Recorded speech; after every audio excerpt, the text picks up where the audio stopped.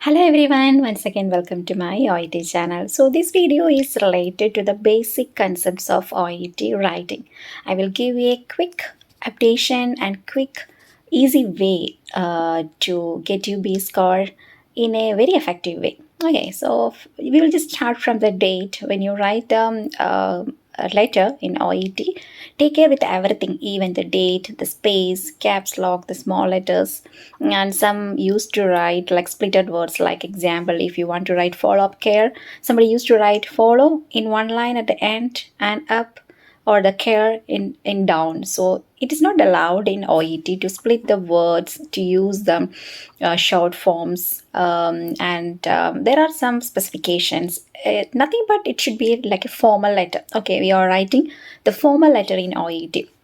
So I will just give a quick overview of our Oet letter. The first of all, you have to read the case note very carefully. You can underline the in the case note, but don't write anything over the answer. I mean, not the answer sheet, in the question paper. Just you can underline, because it will be very easy for you to take the relevant data. And most of the students, they don't know that in the answer sheet, in the back side, you have a blank page. In that you can note it down anything if you want. It's not mandatory, but if you want, especially if you want to write the present medical paragraph very perfectly, it is always advisable, but time management is very much important.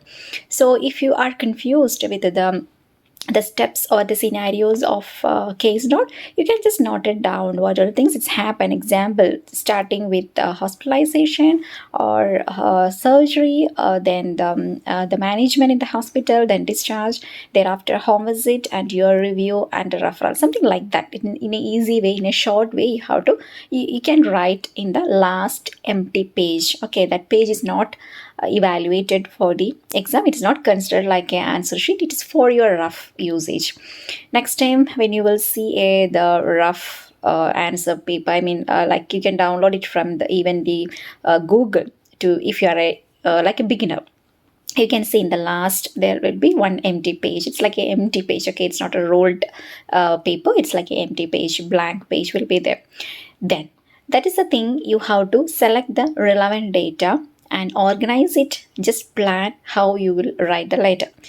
Another one more thing regarding your introduction. If your introduction is wrong, of course you will not get B score, especially if it is a non-case. If it is a non-case and if you explained everything like an unknown case, you will miss your B score.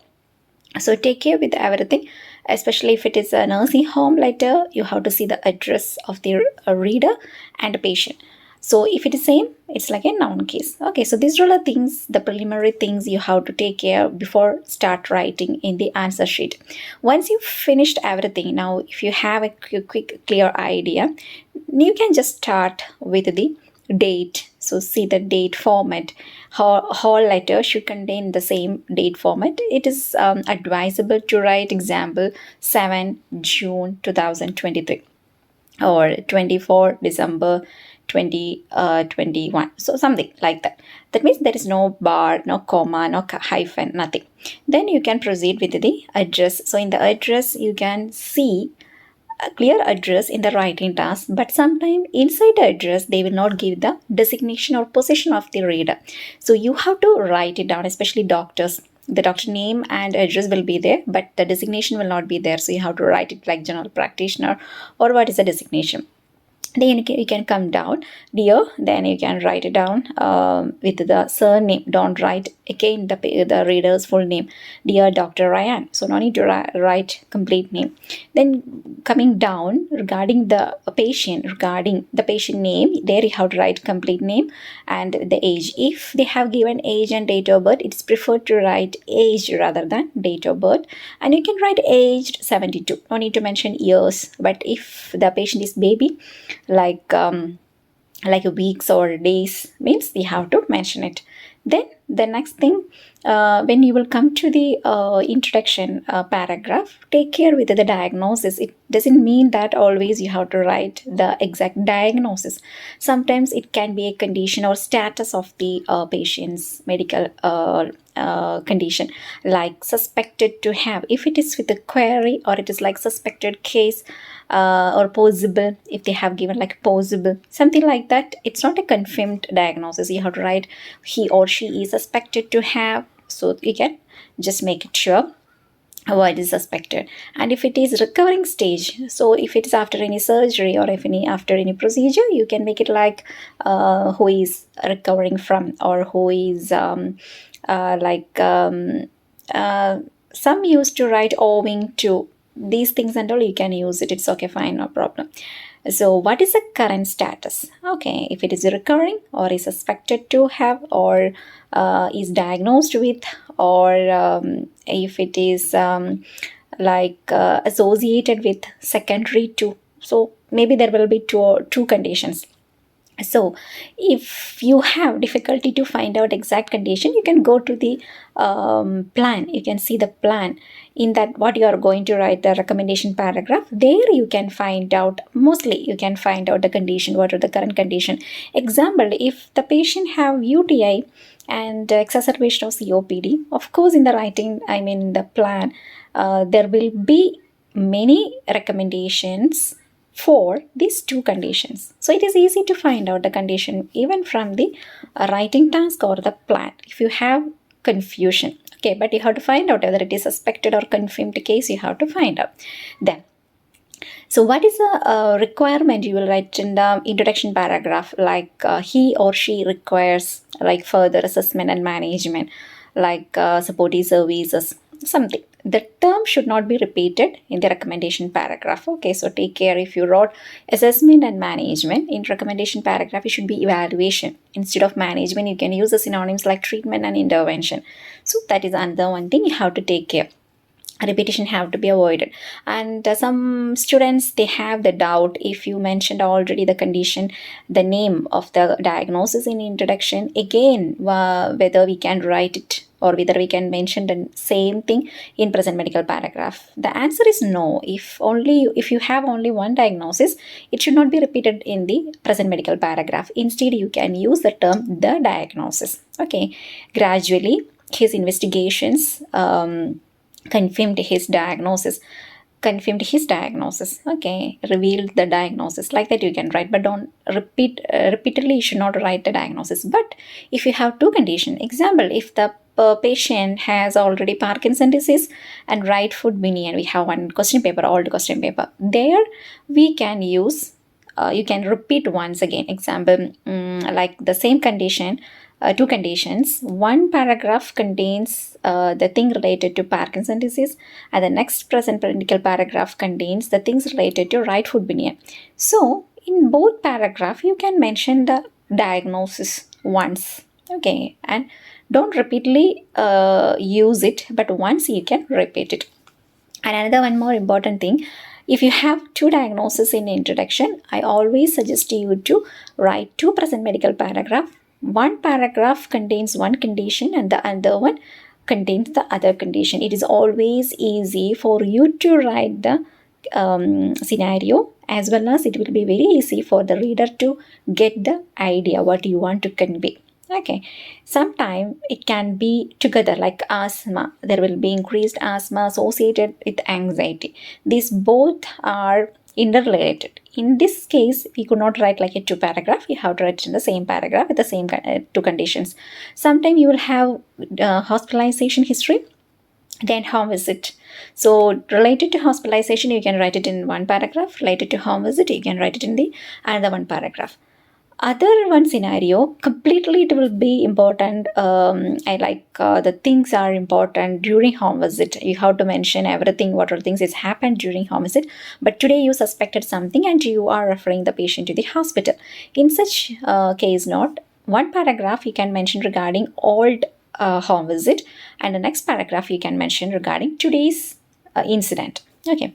In case of urgent referral letter to emergency department, you have to start a present medical paragraph with it today during my home visit, or today during the review, or something. What are the things that's happened, you have to write it in the first present medical paragraph. Then in the next paragraph you can write about the old history. So before writing the old history, you can use the term initially. Okay, so that is better, like a good starting initially or recently, like that you can start. So these are the things you have to check it in the present medical paragraph. Another one more important thing, you have to give some good conclusion why you need to send a patient for this to the hospital or to the person. Like in case of suspected case, we have to write why you are suspecting this condition, what is the evidence, why because of this, that is the reason for his referral. Something you have to conclude it. Okay, this is the reason for his referral. Something with that, if you conclude, the paragraph will be pleasant for the reader. Next, we will go to the social paragraph. Actually, there is a exclusion, like only for social worker letter. I will suggest you to write a social paragraph after the introduction before present medical. Then you can continue. For remaining every case note, you can write a present medical paragraph. Then you can go to the social paragraph. But if you want to mention something, like example, if the patient had Alzheimer's disease long before, but in this today's case note also Alzheimer's disease is important. In such case, you can mention simply patient name has had Alzheimer's disease since this year, for which or currently he has these many symptoms. Like that, you can mention only with that content.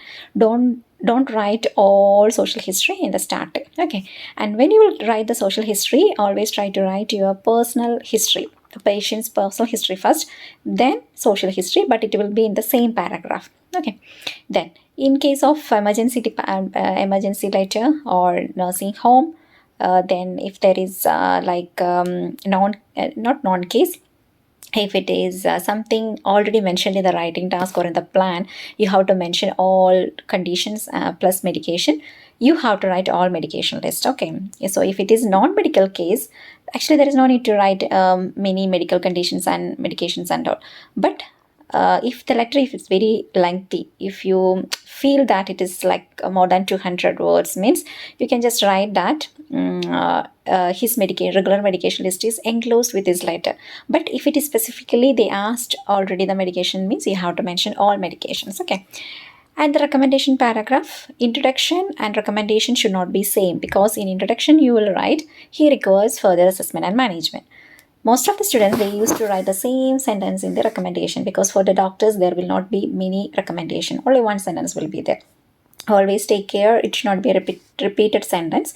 Here you can write, it would be appreciated if you could take over the case of Mr. The patient's name to evaluate his condition and provide specialized intervention as you feel appropriate. So this is the standardized sentence you can by heart and you can write. It is like a simple sentence, right? If there is no more recommendation to write for doctors, I'm telling only for doctors. Okay, for remaining readers, there will be many recommendations. So you can write according to the things they have given. And then like a conclusion sentence, like please do not hesitate to contact with me if you have any concern. There actually no need to mention patient's name. Then yours sincerely or faithfully. If the reader's name is given, you can use sincerely. If the reader name is not given, you can use faithfully. And registered nurse. Okay, don't write only the nurse. It should be like exactly the term, like practice nurse, registered nurse, community health nurse, like in charge nurse, nurse in charge, like that. Or else you can write like simple registered nurse. Okay, so this is the quick overview. When you practice, just keep it in your mind, all these points, and write it in a simple manner. No need to write in a very complicated manner. In present medical paragraph, you have to take care with the OET passive voice, like always start with the subject.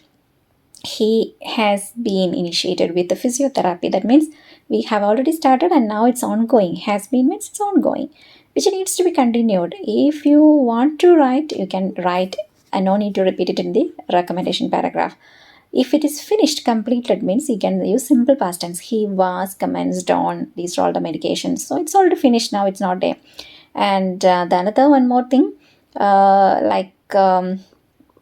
example, if you want to write 2 or 3 sentences together, Okay, you can either write like this: he has been initiated with physiotherapy, occupational therapy, and language therapy for his. Then you have to correlate. Okay, if you wrote for physiotherapy, so first you have to write for his muscle weakness, comma, then occupational therapy for his rehabilitation, as well as language therapy, it's for aphasia and apraxia. Okay, like that you can correlate and you can write 2 or 3 sentences together in the simple sentence, like complex sentence. But if you are confident enough to make complex sentence, you can make it, or else you can write it in a simple, but don't write as very short sentences. Okay, it's not preferred in the formal letter. So these are the important things. You can keep it in your mind and just try to write in this way. And if you want to see the model answers, you can go to my YouTube channel. In the playlist, you can see I have given the letters to the doctors. That means nurses. It's for nurses only, but the reader will be doctors. For the nurses itself, different types of nurses. And there are like non-medical letters: occupational therapist, physiotherapist, pharmacist, then music therapist, social worker, and they have and there are many type of playlists are there with 100 plus question and answers will be there. And if you want to get it's like a book, you can message me back, and in the description box there will be contact number. Inside India we will send it free, and outside India courier charges are applies. And if you want to get voice correction, you can message me. And if you want to get the guides for speaking, listening, and reading also, you can just access to the number. Okay, and if you have any queries, you can drop me a message in WhatsApp or in the YouTube itself. So I hope this video is beneficial for you. We will meet with another informative video. Until then, bye, take care.